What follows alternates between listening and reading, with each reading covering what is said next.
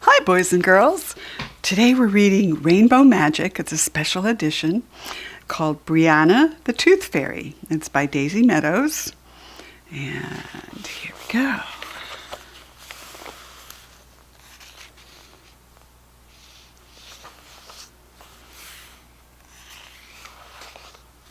Ooh, the Moonstone Ring. Let's see, my tooth is aching once again, but ice fairies shouldn't suffer pain. I thought it through, and now I'm sure Brianna has the only cure. She makes our loose teeth a fun game, so I've decided she's to blame. Bring all her magic things to me and stop this toothy agony. This is the Moonstone Ring. Tooth Trouble, Chapter 1. Rachel Walker opened her bedroom window and leaned out to gaze up at the starry sky. She took a deep breath of fresh air and smiled happily. "This is going to be the best summer ever," she said. Her best friend, Kirstie Tate, had arrived that morning to stay with her in Tippington. 3 long, sunny weeks stretched ahead of them. Rachel was excited to find out what adventures awaited. Whenever they were together, the most magical things seemed to happen. She heard her bedroom door open and turned around. Kirstie came in, carrying something small in the palm of her hand. "Rachel, guess what?" she said. "My loose tooth has finally fallen out." "That's terrific," said Rachel. "We can put it under your pillow so the tooth fairy can come tonight." She closed the curtains and both girls changed into their pajamas. Then Kirstie slid her tooth under her pillow and patted it down happily. "We've never met the tooth fairy, have we?" she asked, climbing under the covers. "I wonder what she's like." Rachel and Kirstie had a very special secret. They were friends with lots of fairies and had visited Fairyland many times. Sometimes Jack Frost made trouble with his goblins. The girls had often helped the fairies foil his plans. "Maybe we'll wake up when she comes to exchange your tooth for money," said Rachel. And she got into bed and yawned. "The tooth fairy is so quiet that she never wakes anyone up," said Kirstie. Rachel smiled and turned out her bedside light. It had been a long day, and within a few minutes, both girls were fast asleep. When Rachel's alarm went off in the morning, she sat up and looked eagerly over to where her best friend was sleeping. "Kirstie, wake up," she said. "Let's see what the tooth fairy brought you." And Kirstie sat up and lifted her pillow, and then her shoulders slumped. "My tooth is still here," she said, disappointed. Rachel jumped out of bed and came over to sit with Kirstie. Sure enough, the little white tooth was still lying on the sheet. "The tooth fairy is probably confused because you're staying here instead of at your house," she said, putting her arm around Kirstie. "I'm sure she'll come tonight." "Maybe she left some money but forgot to take the tooth," said Kirstie, and she picked up the pillow and shook it. "Or maybe the money got stuck inside the pillowcase." As she shook the pillow, the girls heard a faint tinkling noise, and suddenly a tiny fairy came shooting out of the pillowcase. She did 3 somersaults in the air and landed on Kirstie's nightstand. She was wearing a ruffled skirt with funky red boots and a polka-dotted top. Her long golden hair curled over her shoulder. "Hello, Kirstie and Rachel," she said. "I'm Brianna, the tooth fairy," and she smiled. "Hi, Brianna," said Rachel. "Are you here to take Kirstie's tooth?" "I wish I was," said Brianna, looking upset, "but Jack Frost has been causing trouble again. I've come to ask for your help." "What happened?" asked Kirstie. "I'll show you," said Brianna, and she waved her wand at the mirror hanging on the wall, and the surface rippled, and when it was smooth again, Rachel's bedroom had disappeared. Instead, the girls saw Jack Frost's scowling face in the reflection. There he is, scaredy Jack. Jack Frost was sitting on his throne with a hand clamped to the side of his face. He moaned and groaned at the top of his lungs. Goblins scurried around his feet, cringing as he shouted. "None of your silly cures work," he roared. "I've tried rubbing garlic, potatoes, ice cubes, and pepper onto my gums, and nothing helps. My tooth still hurts." And he kicked a tray that a warty-nosed goblin was holding. A toothbrush, some floss, and a tube of toothpaste flew through the air. The goblin dropped to his hands and knees to pick them up. "Maybe you should go see the dentist," muttered the goblin. And the whole throne room went deadly silent. Jack Frost sat up very straight, and the other goblins backed away. "What did you say?" hissed Jack Frost. The warty-nosed goblin looked around and realized that he was on his own. His bottom lip started to tremble. "Nothing," he babbled, scooping everything onto his tray and crawling out of Jack Frost's reach. "I never want to hear the word dentist in this room again," screeched Jack Frost. "But how are you going to get rid of your toothache without help?" asked the goblin. Jack Frost snarled and banged his fist down on the arm of his throne. "If only I had the tooth fairy's magic, I bet my teeth would be perfect." And suddenly a sly look came over his face. "Goblins, come closer," he said.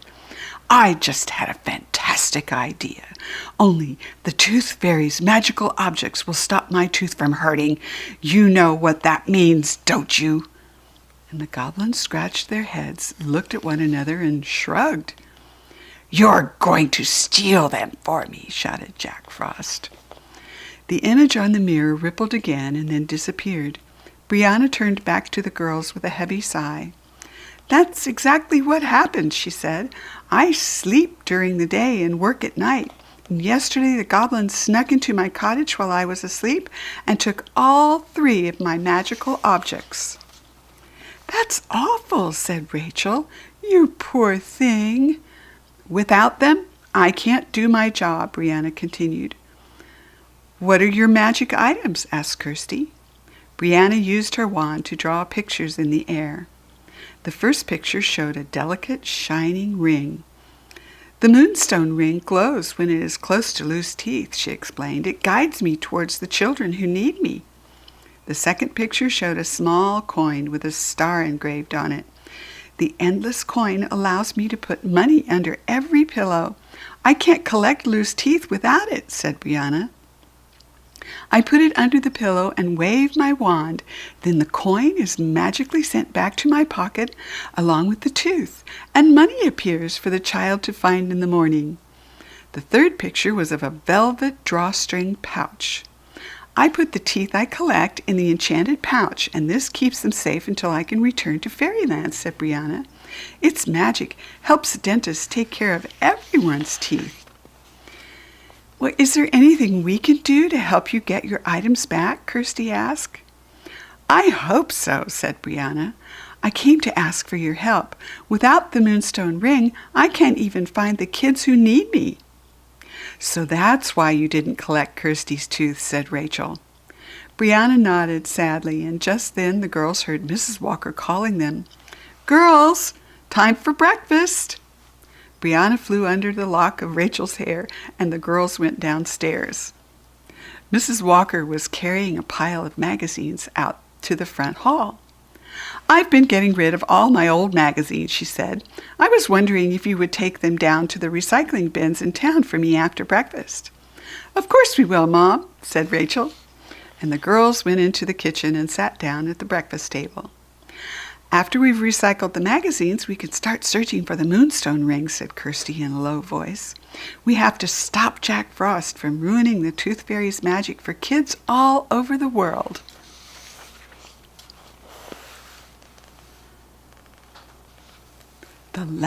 The ring leads the way. After breakfast, Rachel and Kirstie got dressed and put the magazines into 2 large bags, and then they set off to walk into town. It was early, so there weren't many people around, and the only people they saw were 3 small boys wearing baseball hats. One of them had a soccer ball under his arm. Brianna was hiding inside Kirstie's shirt pocket, and she popped her head up as they walked past the library. "Girls, I can sense that my ring is very close," she said with a smile. "I wonder where those boys are planning to play soccer," said Rachel thoughtfully. "They're walking in the opposite direction of the park." And the sun came out from behind a cloud and shone down on the three boys. Something sparkled on the tallest boy's finger, and Brianna yelled in excitement. "That's my moonstone ring," she said. "I'd know it anywhere." "That means those boys are goblins," said Kirstie with a frown. "Let's follow them." The goblins walked towards the center of town. They seemed to be arguing. The ring flashed brightly in the sunshine as the tallest goblin waved his arms around. The girls followed as close as they dared, hoping that the goblins wouldn't turn around. At last the goblins turned down a side street. "Where are they going?" Rachel wondered. And the friends peered around the corner. The goblins had stopped outside Tippecanoe Dental Care, and the girls could just hear what they were saying. "The ring's definitely telling us to go in here," said the tallest goblin. "It's gleaming so brightly I can hardly look at it." "What if it's leading us to those pesky fairies?" said the second goblin, who was wearing sunglasses that were much too big for him. "It's leading us to loose teeth, silly," said the third goblin in a very squeaky voice. "That's what Jack Frost said it does. He wants us to get to them before the tooth fairy does." "Why?" asked the second goblin. "Wake up," screeched the tallest goblin. "Jack Frost needs as much tooth magic as possible because his toothache still hasn't gotten any better." "Of course he doesn't feel better," said Brianna in a low voice. "My objects aren't supposed to cure toothaches. They're charms that help dentists do their jobs."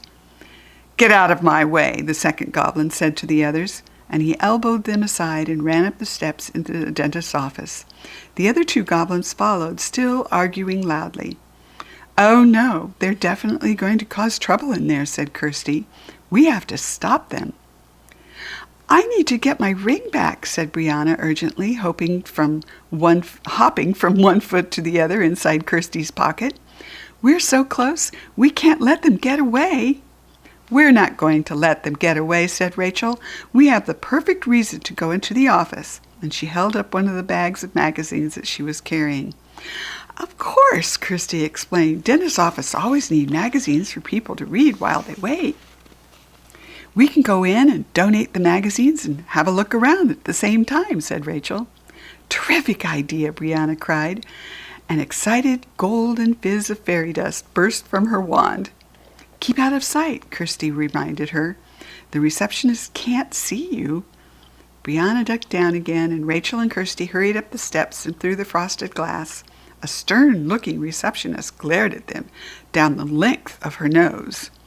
"Do you have an appointment?" she boomed. "The dentist doesn't get in until 10, you know." No, we don't have an appointment," said Rachel politely, "but we have 2 bags of magazines we'd like to donate. Do you need some for the waiting room?" And the receptionist gave a flicker of a smile. "That's very nice of you," she said. "I'll go and put them out on the tables for you," said Kirstie quickly, and she took Rachel's bags and winked at her. "Keep her talking," she whispered. "I'm going to find those goblins." Next chapter, The Great Goblin Tooth Hunt. Rachel stood in front of the receptionist's desk and blocked her view of the waiting area, and Kirstie put the magazines on the table and then looked around. The door to the exam room was slightly open. She stepped closer and heard a muffled giggle coming from inside. "That was a goblin," Brianna whispered. "Let's investigate." "Okay," Kirstie replied in a low voice. "The dentist doesn't come in until 10. That gives us half an hour." Kirstie glanced over at her best friend, and Rachel was chatting with the receptionist about Tippecanoe's summer carnival. Kirstie pushed open the door to the exam room and peeked inside. Crash! Bang! Splash! The goblins had turned the examination room into a disaster area. Cupboards had been thrown open and dental equipment was scattered on the floor. The tallest goblin sat in the exam chair and played with a mouthwash dispenser. The goblin, with a squeaky voice, giggled as he hung upside down. "Those troublemakers!" Kirstie exclaimed. and Brianna peeked out of Kirstie's shirt pocket and gasped. The goblin wearing sunglasses had a mouthful of pink mouthwash and was spitting it at the others. As the girls watched, he sprayed the last drops over the squeaky-voiced goblin and then picked up the dentist drill and started to make holes in the wall. The goblin, dripping with mouthwash, next jumped up to grab a low-hanging light and started swinging back and forth. "Can you see any teeth from up there?" demanded the tallest goblin. "Who cares? This is fun," squealed the other goblin, swinging faster and faster. "You'll care when Jack Frost catches you," said the tallest goblin, shining the dentist's light into the eyes of the goblin. "Ow!" screeched the goblin. "Stop it!" And he let go of the light and crashed to the floor. "Hey, look at me," said the goblin with the squeaky voice, and he filled a mold with pink dental wax and bit into it to make a copy of his teeth, but he couldn't pull it out of his mouth. "Ow!" he wailed, and the other goblins cackled with laughter, holding their stomachs and rolling around on the floor. The tallest goblin rolled into the cabinet, which burst open. A cascade of false teeth rained down on him. "Get them!" he squawked. The goblins lunged for the false teeth. They obviously thought they were real and could help Jack Frost. "We have to stop them," cried Brianna. She zoomed out of Kirstie's pocket and into the exam room, and Kirstie followed her and stood with her back against the door. "Stop!" she demanded. "Those don't belong to you. Put them back." "No way!" snapped the tallest goblin. "They are for Jack Frost, not the silly humans and pesky fairies." Kirstie had to think of a way to get Brianna's ring back, and she winked at Brianna to show her that she had a plan. "Jack Frost won't want boring old fake teeth like that," she said. "Brianna could use her magic to make you some that are much better. Don't you think Jack Frost would like special wind-up teeth that jump and chatter on their own?" "That sounds great," the goblin with the sunglasses gasped. "All you have to do is give us that ring on your finger," said Kirstie, "and Brianna will create 3 wonderful new sets of wind-up teeth for you." "What do you think, goblins? Does that sound fair?" asked Brianna. Gifts for goblins. The goblins looked at one another. "I bet Jack Frost would be really happy with us if we brought him 3 whole sets of wind-up teeth," said the one of the squeaky voice. "He won't care about the ring when he sees that we brought him such exciting teeth," the tallest goblin agreed. They turned to Kirstie and Brianna and nodded. "It's a deal," they said together, and then the tallest goblin removed the ring and held it out. Brianna fluttered over to him and took it. Instantly, the ring shrank to fairy size, and Brianna slipped it onto her finger. "Now, give us what you promised," demanded the goblin with the sunglasses. And Brianna waved her wand and said a spell. "Chatter, natter, grind and chew. These goblins all want something new. Give each one a set of teeth to take back to their icy chief." And with a golden sparkling flash, each goblin had a set of plastic wind-up teeth in his hand. They laughed and squawked with delight as the teeth jumped around and chattered. "Let's get out of here before those tricky humans try to stop us," shouted the goblin with the sunglasses. And one by one, the goblins leaped out of the open window and ran away. Brianna cleaned up the exam room with one swish of her wand, and then she darted into Kirstie's pocket, and Kirstie walked back out into the waiting room. "All done," she called to Rachel, giving her thumbs up. "Thank you for the magazines," said the receptionist. Rachel and Kirstie hurried down to the steps and hugged each other, and Brianna popped out of Kirstie's pocket and wiggled her hand around in delight. The moonstone ring sparkled in the sunlight. "You got the ring back," Rachel exclaimed. "Good job." "Does this mean you can take my tooth now?" Kirstie asked. "I'm sorry, Kirstie, but I can't," said Brianna. "I still need the endless coin in the enchanted pouch, and the goblins still have those." Then we'll just have to find them as fast as we can, said Rachel, giving her friend's hand a comforting squeeze. Put the tooth back under your pillow, Brianna told Kirstie. You have both been so wonderful. I'm sure that with your help, we'll find the endless coin in the enchanted pouch very soon. We'll do our best, said Kirstie. I have to return to Fairyland now, said Brianna, but I'll be back as soon as I have any news. As the moonstone ring gave a final flash, she twirled in the air and disappeared in a puff of golden fairy dust. Rachel and Kirstie looked at each other and smiled. Let's go home and put that tooth back under your pillow, said Rachel. I have a feeling that Brianna will be able to take it very, very soon. This is the endless coin. So this is the second part of the adventure, and there are several chapters. The things that go bump in the night. Kirstie opened her eyes and blinked a few times. The bedroom was completely dark, and she could hear Rachel's steady breathing on the other side of the room. It was the middle of night, and she wasn't sure what had woken her. She heard a soft rustling noise and felt her pillow lift slightly. Someone was in the room. "Hey!" she exclaimed, sitting bolt upright. And there was a muffled squawk from beside her bed, and something bumped into the nightstand. "What's the matter?" asked Rachel, instantly awake. Kirstie had recognized the squawk. "Rachel, I think a goblin just tried to steal my tooth," she said. Rachel gasped and switched on her bedside lamp, and the girls looked around the room, but everything seemed to be normal. There wasn't a goblin in sight.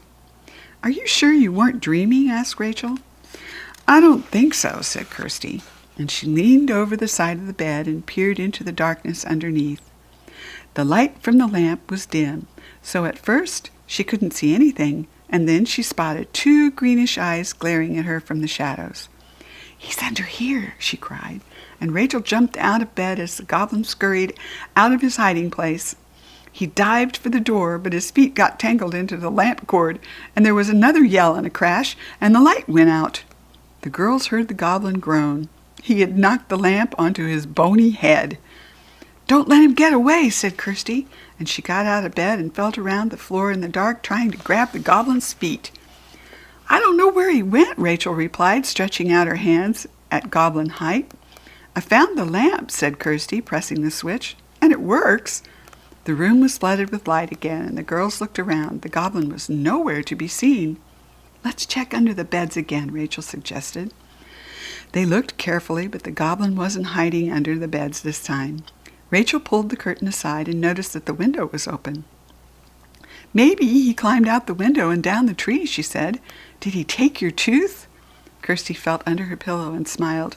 "No, it's still there." And just then the bedroom door opened and Mr. Walker's head appeared around it. He blinked sleepily. "Are you girls all right?" he asked. "We heard a crash." "Oh, sorry, Dad," said Rachel, climbing back into bed. "The lamp got knocked over, but it's not broken." "Well, turn out the light and go to sleep," Mr. Walker said. "It's the middle of the night, you know." And he went back to bed, and Rachel switched off the lamp. No one noticed that the wardrobe door was now slightly open. Kirstie and Rachel lay down and closed their eyes. Buttons barks a warning. The girls woke up late after their midnight adventure. They dressed quickly and hurried downstairs for breakfast. Mr. and Mrs. Walker had already eaten, and Mr. Walker was putting on his shoes to go to work. "Morning, Dad," said Rachel, giving him a kiss on the neck. "Sorry we woke you up last night."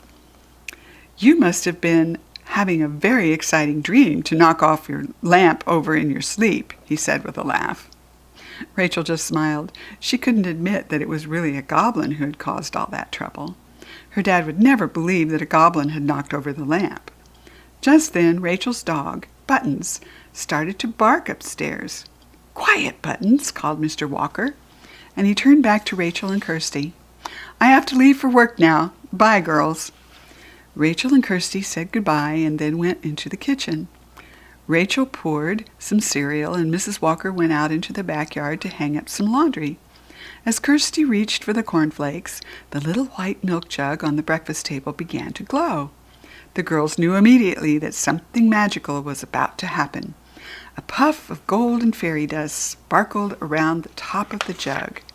Brianna the Tooth Fairy popped out and twirled in the air. She landed softly on the table in front of Rachel, and a little fairy dust sprinkled onto the tablecloth. "Good morning," she said in a bright voice. "I've come to tell you some news from Fairyland." "Have you found your other magical objects?" asked Kirstie. "Not yet," said Brianna, "but I have an idea where they might be. Fern, the green fairy, was visiting a tree near the ice castle, and she overheard some goblins talking. Jack Frost has sent one goblin to the human world with an endless coin. He's ordered him to pose as me and steal any teeth that children leave out for the Tooth Fairy." Rachel gave a little gasp. "Brianna, there was a goblin in our room last night," she said. They explained what had happened in the middle of the night, and the little fairy's eyes lit up with hope. "If he was trying to take your tooth, he must have had the endless coin," she said. "It's impossible to take teeth from under pillows without it." "Why does Jack Frost want the goblin to pretend to be a tooth fairy?" asked Kirstie. "He wants to use my stolen objects to harness my tooth fairy magic," Brianna explained. "He thinks it will cure his toothache and protect him from getting one in the future." Rachel opened her mouth to ask another question, but just then Buttons started to bark again, and the girls exchanged a worried glance. "That's Buttons' warning bark," said Rachel.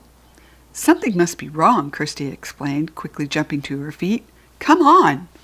And they raced up the stairs, two at a time, and Brianna flew above their heads. Buttons was getting more frantic. He gave a series of deep barks that echoed through the whole house. "He's in your bedroom, Rachel," said Kirstie, racing into the room. Buttons stood in front of the wardrobe, barking with all his might. All the hair on his neck was standing up. "What's wrong, Buttons?" Rachel asked, putting her hand on the dog's soft head. Buttons looked up at her and gave a little woof, and then he stared back at the wardrobe. The girls could now see that the door was slightly open. They exchanged a worried look, and Rachel bravely stepped forward and pulled the door wide open. "Eee!" A squealing, wailing bundle fell out of the wardrobe, rolled across the floor, and landed at Rachel's feet. The bad-tempered bundle. The bundle jumped up, and the girls saw that it had 2 spindly green legs, 2 scrawny green arms, and a very bumpy green head. "It's a goblin!" cried Kirstie. He didn't look like a normal goblin. He was wearing 3 skirts, 2 dresses, 4 pairs of pants, a knitted hat, and a cardigan sweater. Rachel cried out in surprise. "He's wearing all my clothes from inside the wardrobe," she exclaimed. "Take those off right now. They don't belong to you." And the goblin scowled at her. "No," he said, sticking out his tongue at her. "I'm not going to let that monster bite me. Its fangs will never get through all this protective layers." "Buttons isn't a monster. He's just my pet dog," said Rachel. "He would never bite anyone." "I don't believe you," replied the goblin. "Go away and leave me alone. Take that monster with you." "You can't order Rachel around in her own bedroom," said Brianna. "You're the one who doesn't belong here." "What are you going to do about it, you silly fairy?" the goblin demanded with a sneer. "You can't do anything because I've got your magic coin. Ha!" And he stuck out his tongue at her, touching his thumb to the tip of his crooked nose and wiggling his fingers. "Take off those clothes right now and give Brianna back her endless coin," said Kirstie, putting her hands on her hips. "It's wrong to take things that don't belong to you." "You can't tell me what to do," said the goblin, sticking out his bottom lip. "You're not the boss of me. I'm on a special mission for Jack Frost." Buttons took a step toward the goblin and growled. He didn't like anyone shouting at Rachel or Kirstie. The goblin shrieked in terror and jumped back into the wardrobe. "Get it away from me!" he wailed. "I've been trapped in this tiny closet for hours, and my neck hurts and my back hurts, and I haven't found even one tooth for Jack Frost yet." "Give me back the endless coin, and I'll use my magic to give you something for Jack Frost," said Brianna. The goblin peered out of the wardrobe suspiciously. "Really?" he asked. "I promise," said Brianna. And the goblin grabbed one of Rachel's purses from inside the wardrobe and opened it, and then he held up the glimmering endless coin and dropped it into the purse. "Come and get it, then," he said. As Brianna darted toward the purse, the girls saw the goblin smirk. What was he planning? "No!" cried Rachel. "It's a trap!" Kirstie shouted at the same time. Instant! Stop!" They were both too late. Brianna flew into the purse, and the goblin snapped it shut with a cackle of triumph. The Tooth Fairy was now his prisoner. Goblin on Wheels. "Why did you do that?" Rachel cried. "Brianna was offering to help you." "I don't want her help," the goblin said. "Yesterday she sent 3 goblins back to Jack Frost with some wind-up teeth that weren't even real. I'm not making the same mistake as they did. I'm too smart for you humans and fairies. You can't trick me." "Let her go right now," said Kirstie. "No way," said the goblin. "I'm taking her to the ice castle with me. Jack Frost will keep her prisoner until she agrees to give him all the loose teeth she collects from children." Buttons growled again, and the goblin trembled. That gave Rachel an idea, and she put her hand on Buttons' collar. "I'll take Buttons into the other room if you'll let Brianna go," she said. And the goblin nodded eagerly. Rachel opened the bedroom door and took Buttons into her parents' room. But as soon as the dog was out of sight, the goblin whooped and pushed past Kirstie. She fell back onto Rachel's bed. The goblin lunged over to Kirstie's bed, scooped up her tooth, and dashed out the door. "Stop!" cried Kirstie furiously. "We had a deal!" And the goblin didn't reply. He ran down the stairs at top speed, clutching the purse with Brianna in it to his chest. Kirstie pulled herself up and ran out into the hallway, just in time to hear the front door slam shut. "Rachel, come quickly!" she called. "He's getting away!" Rachel dashed out of her parents' room. "We have to follow him," she said. "We can't let him take Brianna to the ice castle. Come on!" And the girls raced downstairs, pulled on their shoes, and rushed outside. They peered up and down the street. "He's already gone," said Kirstie in alarm. "We're too late." "No, there he is," Rachel cried, and pointing to the far end of the street. "I just saw him duck down behind that big garbage can." They sprinted up the street, and the goblin realized that he had been spotted. He started to run too, but his thick layers of clothes slowed him down. He had pulled Rachel's knitted hat down low over his ears and was clutching her purse tightly to his chest. He looked like an eccentric little old lady, and people turned around in surprise as he waddled past them. The sun was already shining brightly, making the goblin look very hot and uncomfortable. "We're faster than he is," said Kirstie, panting. "We've almost caught him." And the goblin looked over his shoulder and screeched in alarm, and he ran up to a little boy playing with his scooter in the driveway of the house. "Give me that!" he shouted, wrenching the scooter out of the little boy's hands. "That's mine!" wailed the little boy. "Mine now!" sneered the goblin. And he jumped onto the scooter and disappeared around the corner at top speed. Kirstie and Rachel stopped beside the crying boy and caught their breath. "That old lady took my scooter," the little boy sobbed. "Don't cry," said Rachel, feeling very sorry for him. "We'll try and get it back for you." Kirstie frowned. "How are we going to do that?" she wondered. "We're not fast enough to catch up to him." Rachel and Kirstie looked at each other in dismay. What were they going to do now? Four-legged hero. "Woof, woof!" There was a loud bark from behind the girls, and then Buttons raced past them. His ears streamed out behind him as he chased the goblin. He ran as fast as he could, and in seconds he had disappeared around the corner. "Go, Buttons!" shouted Rachel. "Come on, Kirstie!" Buttons knew that the girls wanted to catch the goblin. He was clearly determined to do his best to help them, and they sprinted after him and ducked around the corner. They were just in time to see Buttons take a flying leap at the scooter. The goblin clattered to the pavement. He was so bundled up in Rachel's clothes that he bounced 3 times before rolling into the gutter. He lay there on his back, waving his arms and legs helplessly like a beetle. He couldn't get back onto his feet. Buttons stood next to him, panting, with his mouth hanging open. "He looks just like he's laughing," said Kirstie as she stopped to catch her breath. "Good boy, Buttons." The purse was lying on the pavement next to the scooter, and Rachel ran to open it, and Brianna flew out. She had her wand in one hand and the endless coin in the other. Brianna returned the coin to the fairy size and beamed from ear to ear. "I knew you would rescue me," she exclaimed.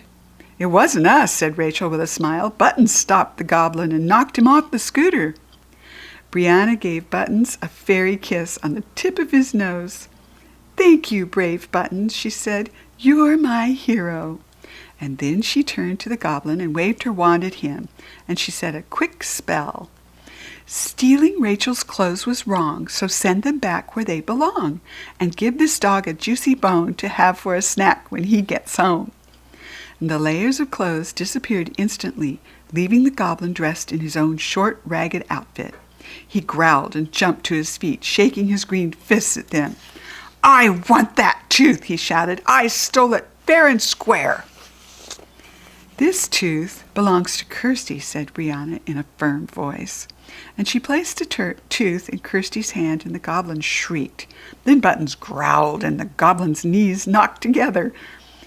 "I'm not waiting around for that monster to bite me," he declared, and he ran off, and the girls sighed with relief. "Thank goodness he's gone," said Rachel. "Can you take my tooth now that you have the endless coin back?" asked Kirstie hopefully.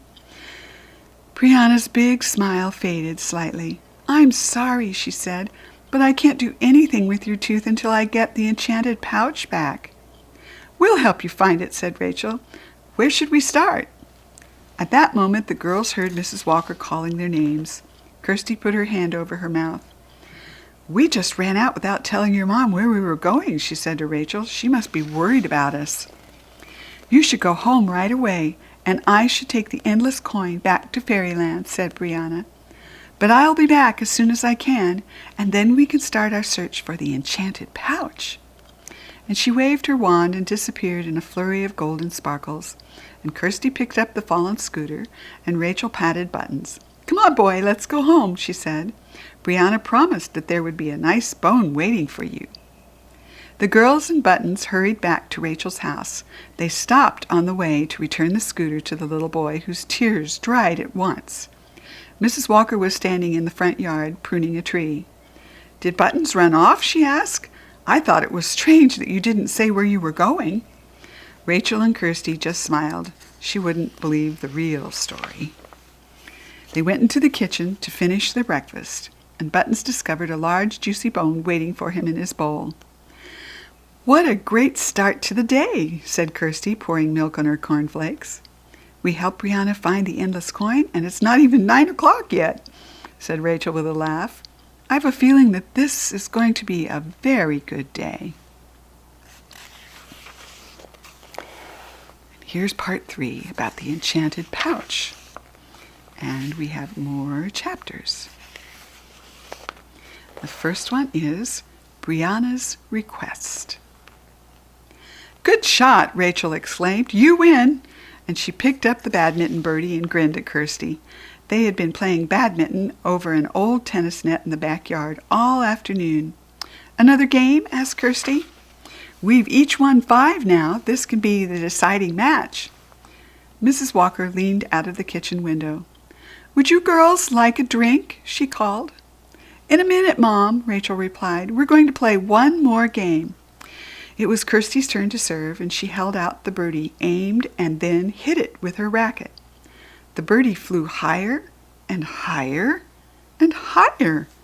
"Wow," said Rachel, looking up and shading her eyes from the sun. "That was an amazing shot. I can't even see it," said Kirstie, peering into the clear blue sky. "I've never hit a shot like that before." "There it is," said Rachel. "It's coming back down." "I don't think that's the birdie," said Kirstie. "It's a different shape." "You're right," said Rachel in excitement. "It's Brianna." Brianna the Tooth Fairy swooped down and perched on the top of the net. She fluttered her wings slightly to keep her balance. "Hi, girls," she said with a bright smile. "I've come to ask you a big favor." Rachel and Kirstie dropped their rackets on the grass and ran up to the net. "It's great to see you, Brianna," said Kirstie. "Have you found out where your enchanted pouch is?" "Not exactly," said Brianna, "but I've been thinking about what the Goblin said this morning. He wanted to take me and your loose tooth back to the ice castle. I'm sure that Jack Frost must have the enchanted pouch there with him." "That makes sense," said Rachel. "The enchanted pouch is where your tooth fairy magic is kept. He must want to keep it as safe as possible." "Yes," Kirstie agreed. "He thinks it will stop his toothache. How can we help?" "Will you come to the ice castle with me?" asked the little fairy. "I have to find my enchanted pouch, but Jack Frost's castle is a scary place. I know you've both been there before, so I thought you might know the best places to look." "Of course, we'll come," Rachel said immediately, and she looked up at the kitchen window. Her mom was inside washing dishes.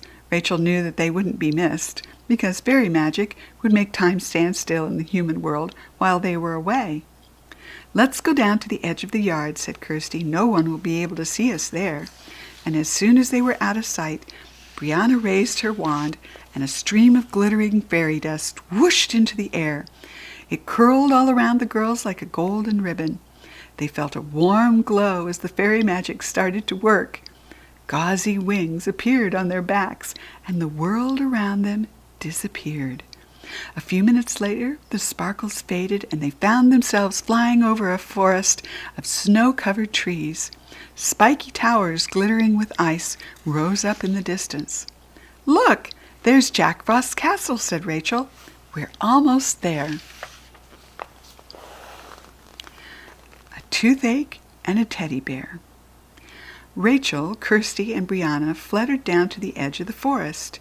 Their feet crunched on fresh snow as they landed. "It's so cold," said Brianna, rubbing her bare arms. Rachel and Kirstie were already shivering, and Brianna flickered her wand, and instantly they were both snuggled into a thick faux fur jackets. "That's better," said Kirstie. "Now, how are we going to get into the ice castle?" And they peered up at the towers of Jack Frost's chilling home. Goblin guards paced up and down, keeping watch. "I've never seen so many guards here before," said Rachel. "Jack Frost must have something very important inside, something that he wants to protect." "My enchanted pouch is definitely here," said Brianna, tightening her lips.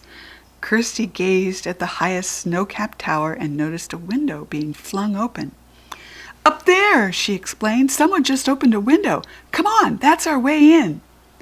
"What if one of the guards sees us?" asked Brianna. "The goblins are usually too busy arguing with one another to pay much attention," said Rachel. "Besides, I think it's a chance we have to take." Brianna nodded in agreement, and the three friends rose up into the air and flew as fast as they could towards the highest tower. Blue curtains decorated with silver ice bolts billowed out of the open window. Rachel, Kirstie, and Brianna quietly landed on the window ledge and slipped inside. They could hear voices and a high-pitched whining sound. "I wonder where we are," said Rachel, and she peered around the side of the curtain and drew in her breath sharply. She turned to Kirstie and Brianna and motioned them over. "We're in Jack Frost's bedroom," she whispered. Kirstie and Brianna gasped and peeked around the side of the curtain, and Jack Frost was sitting up in bed. A white cloth was wrapped under his chin and tied on the top of his head in a large bow. He clutched a spiky teddy bear and whimpered loudly. "That's the teddy bear that Sabrina, the Sweet Dreams Fairy, gave him," said Kirstie. "What's wrong with him?" Rachel asked. "He needs to have that tooth pulled," said Brianna. "Poor Jack Frost. He looks like he's in a lot of pain." "I bet that hasn't made his temper any better," said Kirstie. "Look how the goblins are keeping their distance from him." And at the farthest end of the room, from the bed, 3 goblins argued in loud voices. They all wore white coats that were too big for them. "Those are dentist coats, said Rachel. I bet they stole them from the dentist's office. He needs a special potion, said the first goblin. I think we should make a magic brew of weeds, mud, onion peel, and moldy berries. That won't help a toothache, scoffed the second goblin. That's for hiccups. He needs hot water bottles strapped to his ears. Nonsense, squawked a third goblin. That tooth has gone bad. It needs to be pulled out. Yes, said the first goblin. How shall we do that? I know, said the second goblin. We need to use his wand and take the tooth out with a magic thunderbolt. No, no, the third goblin said, putting his hands to his hips. We just have to tie a piece of string around his tooth. Then we pull it out by tying the other end to the door handle. That sounds like fun, said the second goblin. Let's try it. Uncle Jack Frost. I can't let them do this, cried Brianna. Before Rachel or Kirstie could stop her, she darted out from behind the curtain and fluttered into the center of the room to face the goblins. Stop, she demanded. I am the Tooth Fairy, and I can't let you go through with this terrible idea. You'll just make things even worse. Jack Frost loosened the cloth around his head. It hurts so much, he bellowed, and he clutched his jaw and groaned. It can't get any worse. A fairy, yelled the goblins. A fairy in Jack Frost's bedroom. Get her! You need to go to the dentist, said Brianna, turning to Jack Frost. That's the only way you'll feel any better. I'm not going to let a silly dentist torture me, Jack Frost screeched, and Rachel and Kirstie flew out to join their friend. You should listen to Brianna, Kirstie said. She knows a lot more about teeth than these goblins. No, she doesn't, shouted the first goblin. She doesn't even have a white coat.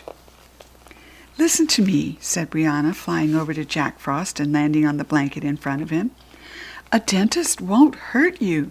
They take care of your teeth, and they make you feel better. Jack Frost stared at her. He was wincing in pain. I'm scared, he said in a small voice. Rachel and Kirstie suddenly felt very sorry for him, and they landed on the bed beside Brianna. Listen, said Rachel, I've been going to Tippyton Dental Care all my life, and the dentist has never hurt me. Jack Frost looked at her suspiciously. Really? He asked. I love going there, Rachel continued. They use a cool special dye that makes your teeth turn blue when you haven't brushed well enough. Yes, and they use toothpaste that tastes like bubble gum, Kirstie added. And they give you a good patient sticker at the end, said Rachel. We could take you to the Tippyton dentist right now, said Brianna. You could be feeling better in half an hour. Jack Frost's eyes shone, and then he winced in pain. All right, he said, I'll go, but if they hurt me, I'll blame you. Fine, said Brianna. First, you need to look like an ordinary human. And she brushed her wand over Jack Frost's head like a hairbrush. His spikes smoothed down until they looked like hair, and his pajamas were replaced by a t-shirt and jeans. Then Brianna waved her wand in the air, and a flash of bright golden light lit up the bedroom, and Rachel and Kirstie closed their eyes. When they opened them again, they were hovering next to Brianna in an alley, close to Tippyton Dental Care. Jack Frost stood in front of them, still clutching his teddy bear. Are you ready to go in? Brianna asked him, and Jack Frost shook his head. I can't, he wailed. It's too scary. Brianna, I have an idea, said Kirstie. If you turn us back into humans, we can pretend to be Jack Frost's nieces. Then we can go in with him and help him feel more brave. Brianna waved her wand and returned the girls to human size. Kirstie and Rachel each took one of Jack Frost's arms, and they marched him out of the alley, up the steps of the dentist's office, and into the waiting room. Hello, said Rachel to the receptionist. We need an emergency appointment, please. Our uncle has a terrible toothache. a brave patient. Jack Frost was very nervous, and he paced up and down in the waiting room, squeezing his teddy bear. Luckily, they didn't have to wait very long, and the door to the exam room opened, and the dentist looked out. "Mr. Frost?" she asked. Jack Frost didn't move, but Rachel and Kirstie took his arms and led him gently into the exam room. The dentist raised her eyebrows, and she raised them even higher when she saw the spiky teddy bear, but she didn't say anything about it. "Let's see if I can help you feel better today, Mr. Frost," she said with a warm smile, and she guided him into the chair. There was a sailboat mobile dangling from the ceiling with a red and blue boat swirling slowly around. "Just lean back, look at the mobile, and try to relax," said the dentist. "Open wide." "Is it all right if we stay?" asked Kirstie. "Our uncle is a little nervous." "Of course," the dentist replied, peering into Jack Frost's mouth. "Goodness, what spiky teeth you have, Mr. Frost. But I see the problem tooth. I can fix that right up for you." It was all over very quickly, and the dentist pulled out the bad tooth and gave Jack Frost some blue liquid to rinse out his mouth. And then she dropped the tooth into his hand. "There you are," she said with a smile. "How do you feel now?" "The pain is completely gone," said Jack Frost. "I was very brave, wasn't I?" And the dentist hid a smile. "Yes, you were very brave," she agreed. "Where's my good patient sticker?" said Jack Frost demanded. "They're usually just for younger patients," the dentist began. "I am young," roared Jack Frost. "He's back to his normal self already," Rachel whispered in Kirstie's ear. And the dentist gave Jack Frost a large, good patient sticker, and he stuck it proudly on his t-shirt. "One for Teddy, too," he snapped. And the dentist gave the teddy bear a sticker, too, and then she handed Jack Frost a little bag. "There is a toothbrush, a tube of toothpaste, and some mouthwash in there," she said. "I would like you to brush your teeth twice a day from now on and eat less sugar. I don't want to have to pull out any more of your teeth, Mr. Frost." "Thank you very much," said Rachel, realizing that Jack Frost wasn't going to be polite enough to say it. The dentist opened the door and followed them out into the waiting room. "Has my next patient arrived?" she asked the receptionist. "No," said the receptionist, replied. "That's the third person who hasn't shown up today. You've gotten 3 more calls from patients you saw this morning, saying that their teeth have been hurting." The dentist groaned, and Kirstie and Rachel looked at each other. They followed Jack Frost out of the dentist's office and down the steps. "Things are going wrong for the dentist because you still have the enchanted pouch," Kirstie said to him. "It's really unfair of you to keep it after the dentist and Brianna helped you so much today." Jack Frost was only half listening, and he held up his tooth so that it gleamed in the sunlight and gazed at it lovingly. "Isn't it wonderful?" he said. "Nice and spiky. I must rather have this tooth than some pesky fairy's silly pouch." "Do you mean that?" said Rachel in an eager voice. This might be their chance to get Brianna's enchanted pouch back. The magic of the pouch. The girls pulled Jack Frost into the alley where Brianna was waiting for them. He narrowed his eyes. "If I give back the pouch, what do I get out of it?" he asked. Rachel and Kirstie groaned. He was back to his old mean self, but Brianna smiled at him. "That's a wonderful tooth," she said. "It's one of the best I've ever seen," flattered Jack Frost. Jack Frost gave a smug little smile. "If I had my enchanted pouch back, I could make you an icy display stand for the tooth," Brianna continued. "But I would need to use the special magic that's in the enchanted pouch." Jack Frost reached into his pocket and pulled out the small velvet pouch. It glowed as he held it out to Brianna. "Take it," he said. "I want a display stand."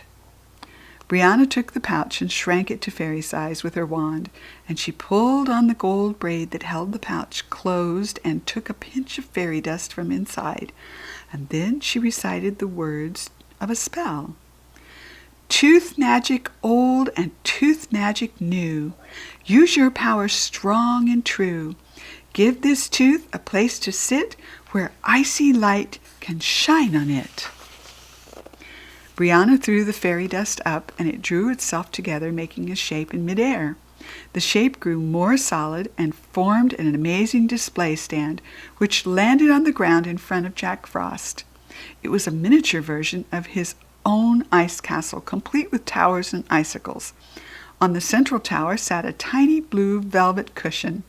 Jack Frost gasped with delight and placed his tooth on the cushion. "I think he likes it," said Kirstie with a laugh. Jack Frost pulled his wand from inside his t-shirt and tapped himself on the head. His hair sprang up into his usual spikes, and his blue cloak replaced his human clothes. Without even glancing at Rachel and Kirstie and Brianna, he flourished his wand, and with a loud thunderclap and a rush of icy wind, Jack Frost disappeared, taking along his tooth, his teddy bear, and his display stand. Brianna sighed with relief. "He's gone back to his ice castle. Thank goodness," she said.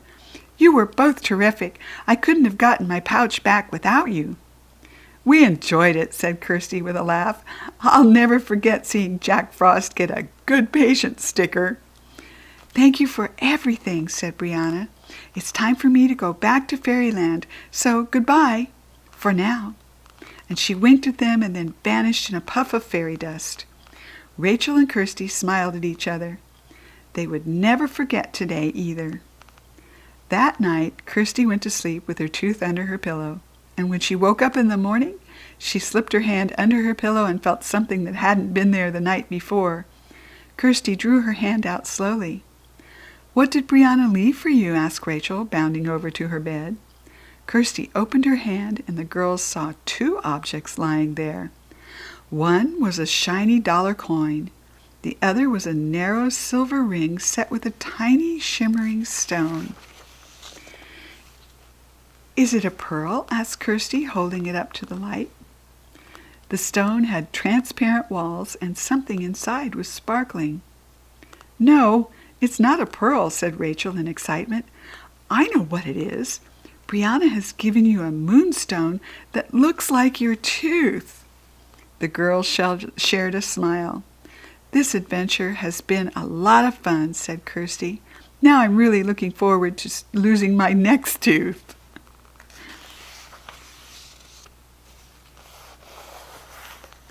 So this is just a little preempt to the next book, Parties in Peril.